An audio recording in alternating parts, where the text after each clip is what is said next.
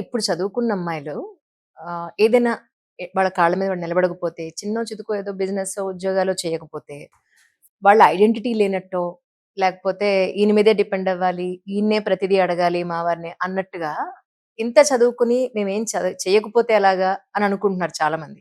ఆ టైంలో మీరు అనుకున్నారా? ఇప్పుడు మీరేమన్నా వర్క్ చేస్తున్నారా యాస్ ఆఫ్ నౌ? వర్కింగ్ చేయట్లేదు. టైం ఏది? ఇప్పుడు అసలు మీరు time బయటకెడితే లేదు. తను పెడితే ఇక ఇంటిని పిల్లల్ని చూసేది కిడ్స్ ఎవరు కోసం ఉంటారు? ఎవరో ఒకళ్ళు ఉండాలి సాక్రిఫైస్ కదా, చేయాలి కదా. అబ్సల్యూట్లీ ఉండాలి.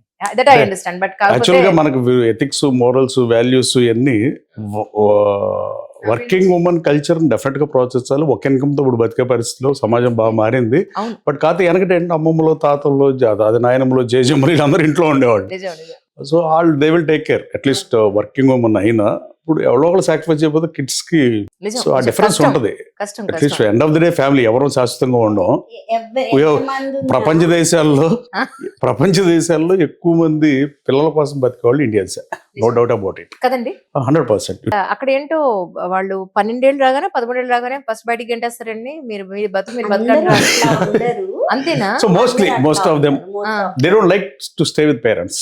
ఆహా. సో అదొక రీజన్. నేను ఇండియా మూవీ పోవటానికి రాజకీయాలు మెయిన్ రీజన్. సెకండ్ రీజన్ కూడా అక్కడ పెంచొద్దని ఫస్ట్ నుంచి అనుకునేవాళ్ళం.